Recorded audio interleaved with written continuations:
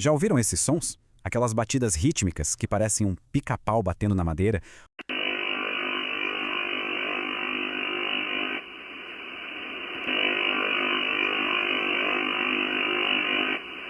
Ou talvez um assobio eletrônico bem agudo e rápido subindo de tom?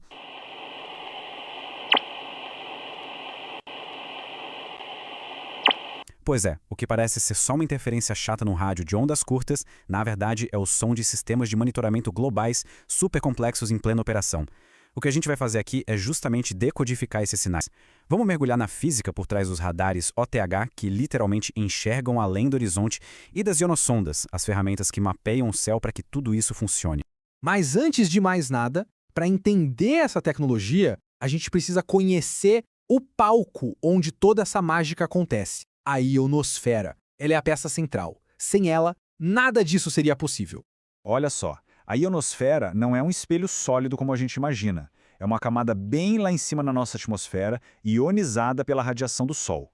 O mais interessante é que ela não reflete as ondas de rádio, ela as refrata, ou seja, ela curva as ondas de volta para a Terra. E o ponto mais importante aqui é que ela está viva, ela muda o tempo todo, muda do dia para a noite, muda com as estações do ano e principalmente com os ciclos solares.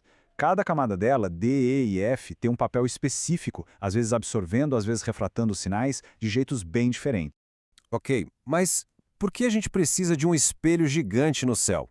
Isso nos leva direto ao problema fundamental que o radar OTH, ou Over the Horizon, foi criado para resolver.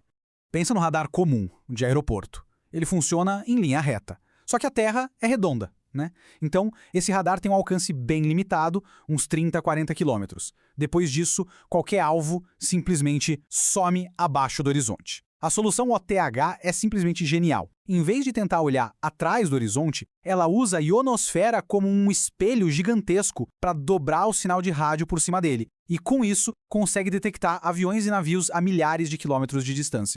Certo, a ideia é ótima, mas como isso funciona na prática? Quer dizer, como um sinal que viajou milhares de quilômetros, bateu num avião e voltou, ainda pode ser detectado? Vamos dar uma olhada na física por trás disso.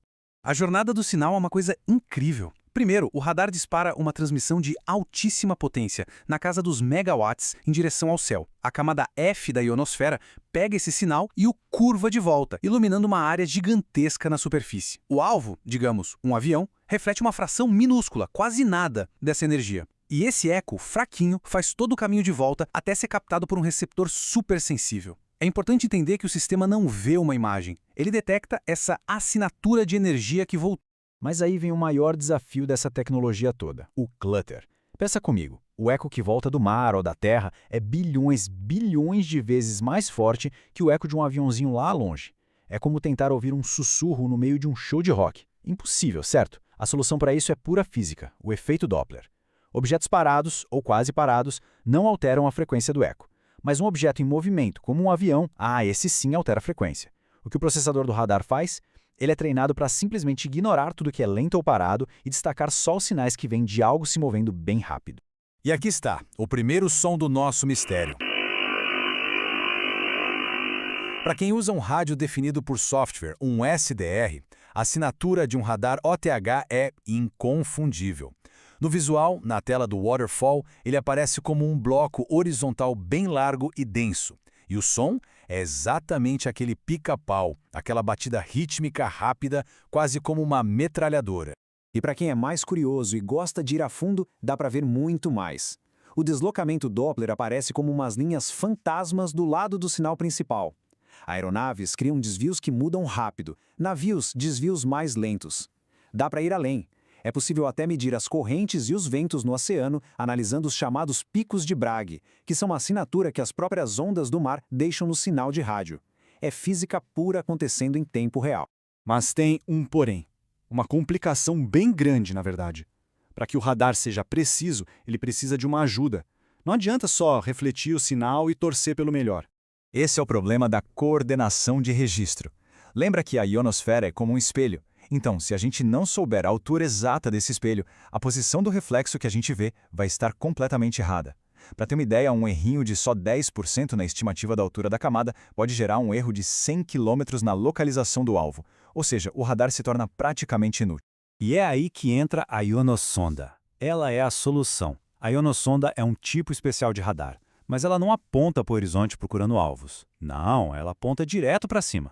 O único trabalho dela é medir em tempo real as propriedades da ionosfera. É como se fosse um ultrassom do céu, dizendo para o radar OTH exatamente onde o espelho está e como ele está se comportando naquele exato momento. O resultado dessa medição é um gráfico que a gente chama de ionograma. Ele mostra a que altura cada frequência de rádio é refletida. E o dado mais importante que sai daqui é o tal do FOF2. Esse número é a frequência crítica, ou seja, a frequência máxima que o radar OTA pode usar. Se ele usar uma frequência maior que essa, o sinal simplesmente fura a ionosfera e se perde no espaço. E pronto, chegamos ao segundo som do nosso mistério inicial. No SDR, a ionossonda não tem nada a ver com o radar. Ela parece como uma linha diagonal, bem fininha e nítida, que sobe muito rápido em frequência. E o som? É aquele chirp, ou um whoop, um assobio eletrônico bem rápido. Esse é o som da ciência em ação. É o som de uma sondagem atmosférica testando os limites do céu. Muito bem, agora que a gente já conhece as duas tecnologias, vamos colocar uma do lado da outra para ver como, no fundo, elas são parceiras. Colocando as duas lado a lado, a diferença fica gritante, né? O radar OTH quer achar alvos, aponta para o horizonte e tem aquele sinal largo com som de metralhadora. Já a ionossonda, o objetivo dela é medir a ionosfera, então ela aponta para cima e tem um sinal fininho com som de assobio. Um busca ecos de coisas físicas, como aviões, o outro busca ecos da própria atmosfera. São duas ferramentas diferentes, mas que trabalham para a mesma missão. E isso não é só teoria de livro, não. Olha só esse exemplo do mundo real. O sistema OTH-0100, aqui do Brasil. Ele usa locais diferentes para transmissão e recepção e tem um design super inovador de antenas em círculo, que permite uma varredura eletrônica de 360 graus. É uma tecnologia de ponta usada para monitorar a nossa gigantesca Amazônia Azul.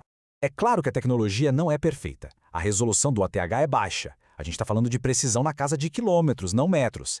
Ele também é totalmente dependente do humor do Sol. Uma tempestade solar mais forte pode simplesmente bagunçar ou até apagar a ionosfera. E tem a famosa zona morta, ou skip zone, que é aquela área cega entre o alcance do radar comum e o ponto onde o primeiro pulo do sinal OTH aterrissa. Então, para a gente fechar, o radar OTH usa a ionosfera como uma lente para enxergar o que seria invisível. E a ionossonda é a ferramenta que calibra e foca essa lente. Da próxima vez que aqueles sons estranhos aparecerem no rádio, o pica-pau ou o chirpe, agora já se sabe que não é só ruído, é a prova sonora de uma infraestrutura global invisível, uma verdadeira sinfonia em tempo real, tocada pela interação entre o Sol, o nosso planeta e a engenharia humana. Fica a pergunta, né? O que mais a gente pode estar ouvindo por aí sem nem saber o que é?